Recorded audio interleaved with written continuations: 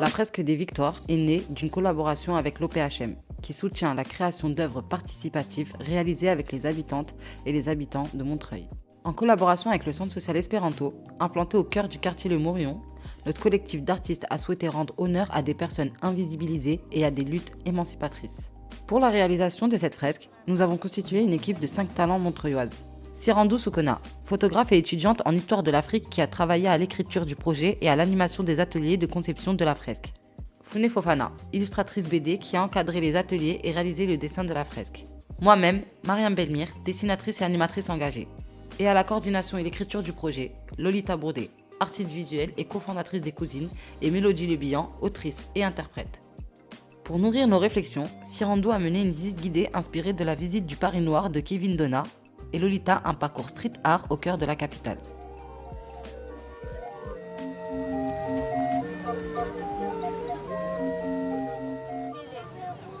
Je m'appelle Sirandou Soukona, j'ai 22 ans, je suis habitante du quartier de Morillon à Montreuil et je suis étudiante en Master 1 d'Histoire de l'Afrique. J'ai organisé et mené une visite à Paris.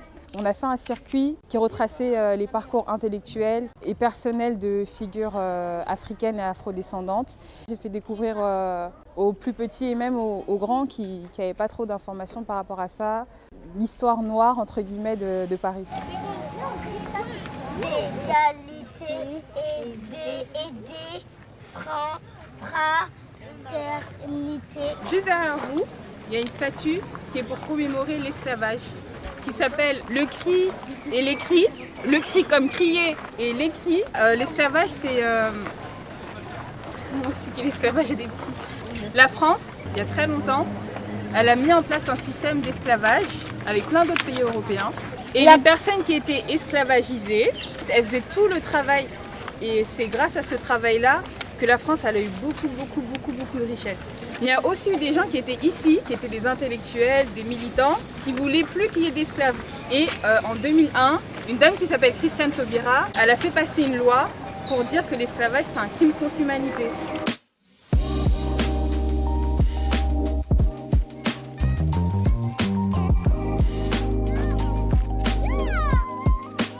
C'est quoi ce bâtiment là? Le Sénat.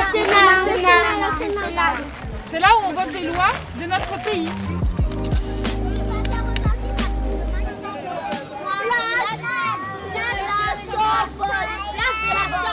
Tout ce bâtiment, ça s'appelle la Sorbonne. C'est la première université qui a été créée en France au Moyen-Âge.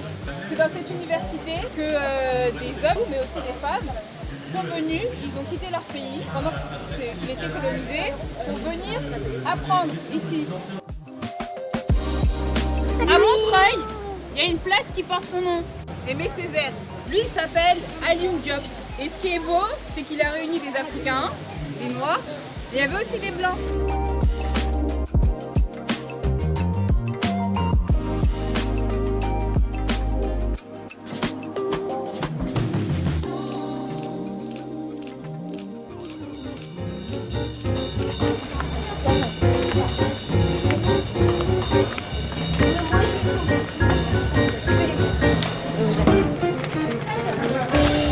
Regardez les cheveux en haut, on voit les tresses. Ça, c'est l'Afrique. Et à gauche, c'est les cheveux tout lisses comme en Asie. On ne sait pas en fait. Il ne l'explique pas, mais en tout cas, il nous montre que tous les enfants sur tous les pays du monde, en fait, ils ont quelque chose en commun. C'est l'espoir et l'innocence face au monde. On dirait même pas, on dirait il est vivant. Ouais, mais il n'est pas vivant. Ouais, c'est en 3D. C'est un enfant imaginaire.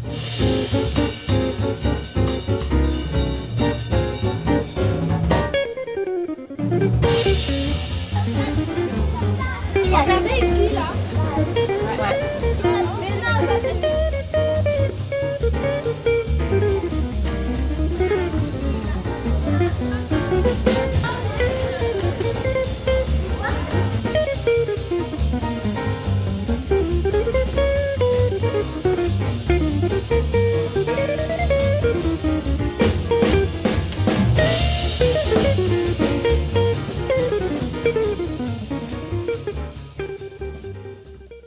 Nous avons également organisé une séance de recherche iconographique en partenariat avec la bibliothèque de quartier.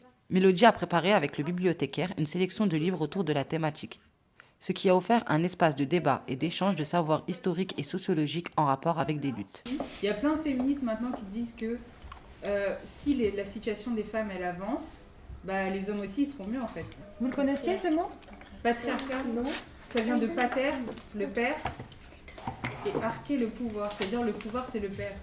Système social, politique et juridique fondé sur la filiation patrilinéaire et dans lequel les pères exercent une autorité exclusive. Il y a des endroits où c'est pas le cas. Mais c'est des toutes petites communautés traditionnelles qui sont très anciennes en fait, où c'est les mères qui prennent les décisions importantes. À votre avis, c'est comment ça s'appelle ce mot, si on a patriarcat? Matriarcat. Ouais, c'est ça. Ouais, matriarcat. Le matriarcat, c'est quand c'est les mères qui décident. Mais, il y a une époque où en fait il y avait plein de mots qui étaient au féminin et justement l'Académie française a choisi d'enlever ces mots-là. C'est parce qu'il y avait beaucoup d'hommes dans ce... Et c'est une façon aussi du coup d'invisibiliser les femmes, de dire non. On en parle beaucoup, on vous en parle à l'école. Vous avez appris ça où déjà, les mots colonisation? Mais je ne l'ai pas appris à l'école. Ouais. Parce qu'avant, à l'école, on n'en parlait pas du tout, nous, quand on était enfants. Et pire, il disait il voulait dire que la colonisation avait eu des effets positifs. Et comment ça s'est fini, du coup, à votre avis? Comment... Avec une guerre? Avec des gens qui ont lutté. Des gens qui ont dit stop. Il faut que ça soit un exemple pour tous ceux qui vont écouter, pour tous ceux qui vont nous regarder. La lutte paie. Voilà, il faut tenir parce que vraiment il faut finir avec l'esclavagisme, avec la sous-traitance dans les hôtels et partout dans les restaurants, dans les bâtiments. Vous allez chercher les photos des gens que vous aimez, que vous voudriez choisir pour votre fresque. Les motifs, les fleurs, les symboles, tous les éléments que vous aimeriez qu'on mette sur le mur. Je prends une photo avec mon iPhone, il se reflète en face. Tu vois le dessin et tu peux décalquer de cette manière-là l'image qui se reflète. D'accord? Donc vous allez apprendre un petit peu à dessiner avec cet outil-là. On a du jaune ou noir? Qui a du jaune? Noir. Women of the world unite. Les femmes du monde s'unissent. Tu choisis parmi toutes celles-là, celle qui te plaît, mais peut-être que plutôt de toutes les faire, déjà tu en choisis une qui est en train de gagner, tu vois, qui montre qu'elle est dans la lutte, comme tu disais.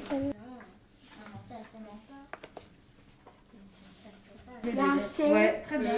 Alors c'est un E le premier. Ouais. Ça, c'est E2. Agnès, Sylvia. C'est une sensation bizarre. Après la bibliothèque, les jeunes ont retravaillé leurs dessins et les ont mis en couleur. Nous avons aussi recherché des citations et des typographies. J'ai dessiné des soldats. Par exemple, là, derrière lui, il y a plusieurs soldats. Et c'est des tirailleurs sénégalais. C'est grâce à eux qu'on est libre, tout ça. Et je voudrais leur rendre hommage. Est-ce que tu veux... J'ai fini, je vais dessiner. Fais voir.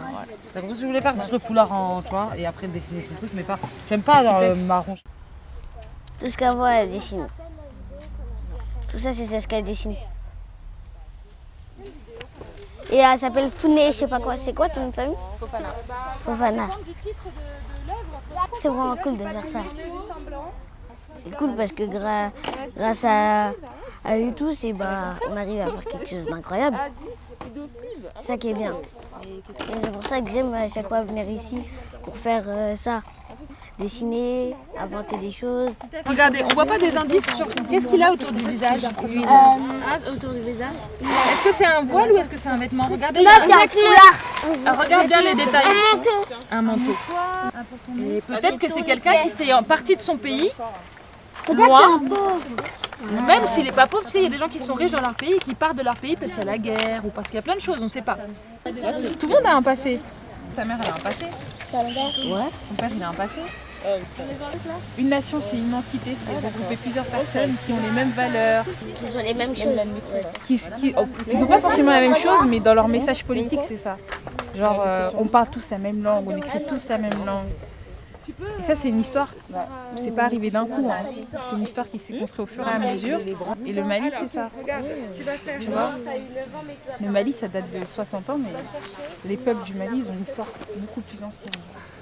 En fait, l'idée, c'est aussi de rendre hommage à des luttes.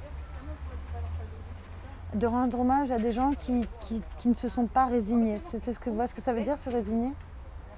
Se résigner, c'est dire, bon, bah, c'est comme ça, tant pis.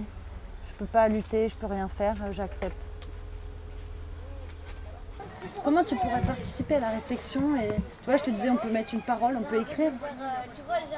Une parole de chanson qui te plaît et qui rend hommage, tu vois. Ah, c'est beau! En fait, là, je suis en train de faire une police en arabe, mais sauf que c'est des lettres. En fait, c'est une phrase en française, mais sauf que j'écris en arabe. Ça veut dire plein de choses. En la répétant, tu comprends le sens de la phrase. Nul d'entre nous n'est libre tant que nous ne sommes pas tous libres. Nous avons rassemblé toutes les idées, puis nous avons imaginé ensemble une manière de les faire cohabiter dans le décor d'un salon d'une famille ouest-africaine, que Founé a par la suite redessiné dans son univers graphique. On voulait vraiment vous remercier pour vraiment toute la créativité que vous nous avez offert. C'est magnifique, vous avez travaillé mais comme de vrais artistes. Et je sais pas, on a envie de vous applaudir. Quoi. Ouais, bravo. Je m'applaudis moi-même. Donc là, ici, c'est un début de maquette. Le petit carré jaune qui est là, il deviendra en très grand. Et c'est ça qu'on va faire sur le mur de la boulangerie. On va essayer de tout faire pour que tous vos dessins, on va les remodeler un petit peu, on va les agrandir pour ceux qui sont trop petits, on va changer les dimensions, les couleurs. On s'est dit que pour que ça soit aussi dans l'image, on s'est dit que ça serait bien qu'on fasse comme si c'était, je sais pas si vous avez reconnu là, c'est un salon. Et là, il y a le garçon qui montre le téléphone à la personne, donc celle qui sera devant, donc sa mère par exemple. Donc là, on voit le dessin de là, et après on mettra Assa Traoré derrière, comme s'il montrait la manifestation. On voit qu'il y a plein de thématiques. Et donc maintenant, notre travail, c'est de trouver une cohérence avec tout ça. Nous, on va le mettre en visuel, mais les idées, en fait, on va les partager ensemble. On est actuellement au Morillon, alias le MRB. Derrière moi, il y a une fresque qu'on est en train de terminer. Depuis quelques jours, on est en train de faire cette fresque pour rendre hommage à des personnes à qui nous n'avons jamais rendu hommage.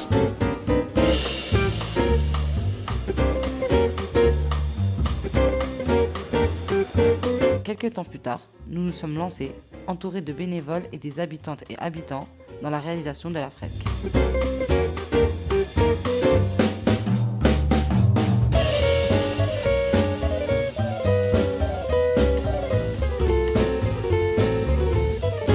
Le plus important, c'est de ne pas faire des dégoulinures. Pour ne pas faire des dégoulinures, il ne faut pas en mettre trop sur le pinceau. Donc pour ne pas en mettre trop sur le pinceau, on trempe dedans. Et après, sur le côté, on essore un peu. Vous voyez? Comme ça. Et on essuie sur le bord. Lolita, c'est bon comme ça? Parfait, c'est génial. On fait un sens et après l'autre. Et puis quand ça ne marche pas, parce qu'il y a des trous blancs, on tapote. D'accord?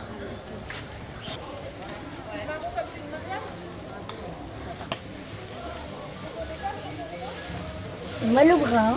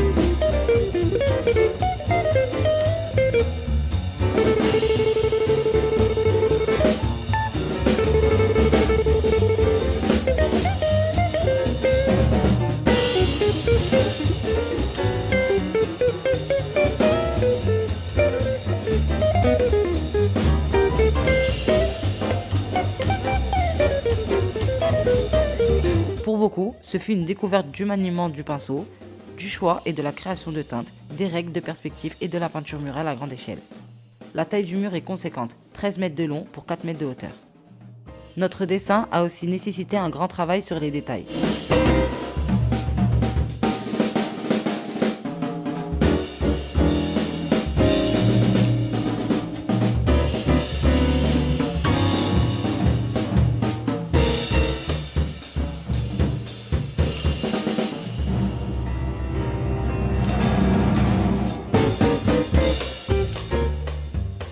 Aujourd'hui, c'est l'inauguration.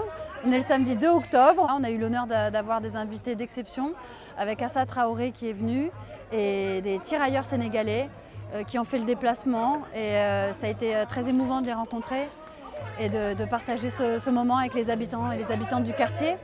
On a eu aussi la chance d'avoir le comité Palestine qui est venu et qui a pu s'exprimer, ainsi que Fatima Ouassak qui a construit une maison qui s'appelle Vert Dragon à Bagnolet pour l'écologie dans les quartiers populaires. Ce projet aussi, c'était l'idée de mettre en valeur des victoires qui sont souvent invisibilisées. Et ça nous tenait à cœur de les mettre en lumière et mettre la lumière sur des personnes et des figures qui luttent ou qui ont lutté pour plus de justice et plus d'équité dans notre monde. Nous sommes très heureux de nous retrouver aujourd'hui à Montreuil pour participer à l'inauguration de cette belle fresque.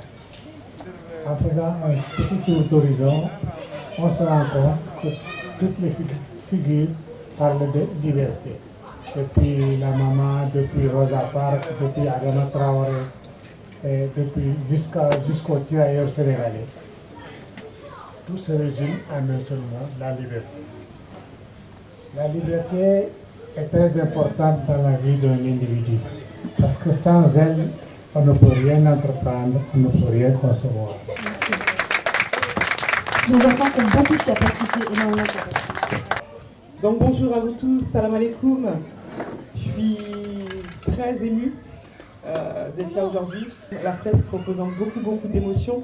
Et quand on voit que ce sont tous ces enfants qui ont participé à ça, bah c'est beau.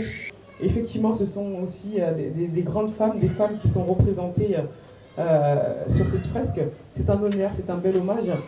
Et que si nous sommes là aujourd'hui, c'est que des personnes avant nous se sont battues pour qu'on puisse avoir ces droits. Donc on va continuer. Quand on dit les tirailleurs sénégalais, c'est pas juste des tirailleurs sénégalais, ce sont des parents, ce sont des hommes, ce sont des personnes qui ont un nom. C'est important que les enfants puissent le savoir parce que ça fait partie de la construction de leur propre histoire, de leur propre vie.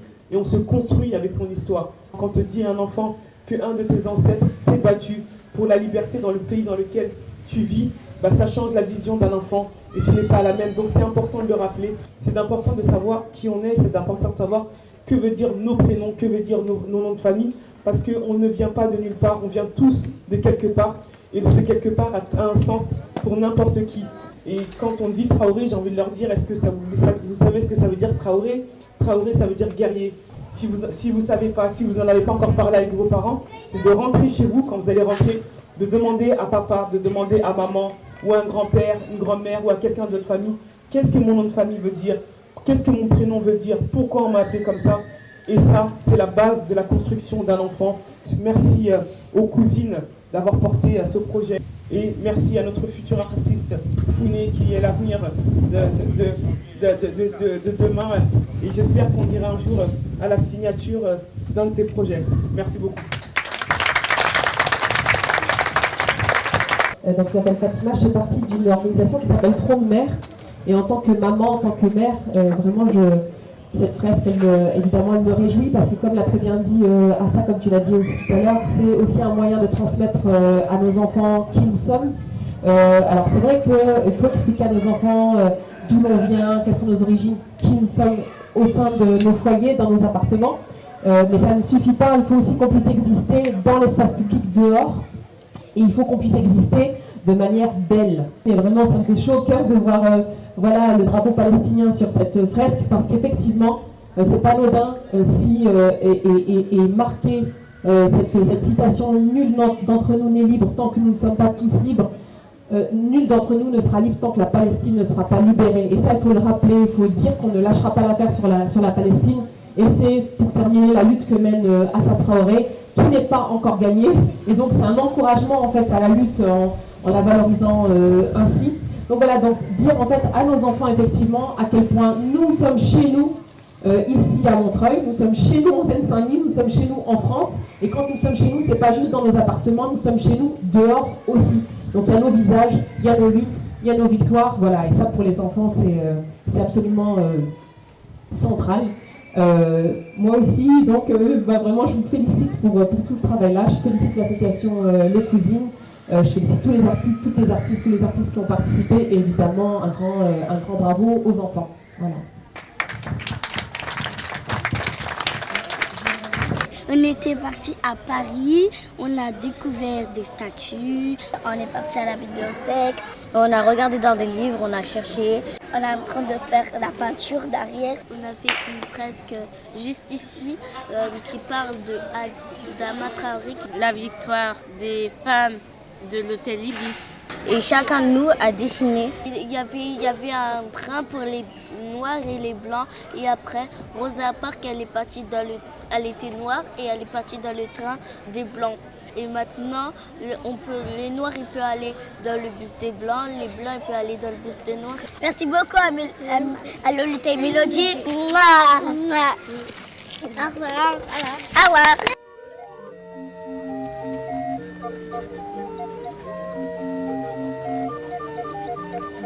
On va passer sur une course. Il y a l'inspecteur, il va vous dire. Il va aller dans les journaux. Il n'y a rien, alors vous mettez les pinceaux à la plonge. Moi aussi, je peux passer sur les... On n'a pas fait encore tes fleurs, mais on va les faire sur la porte à la fin. Les fleurs? Tu sais, tu avais dessiné des fleurs en atelier. Ah oui, mais ça c'est pas grave, ça met de la peinture dessus. Voilà, ça va. Oh là, attention. Attention. On va mettre celui-là. C'est comme ça.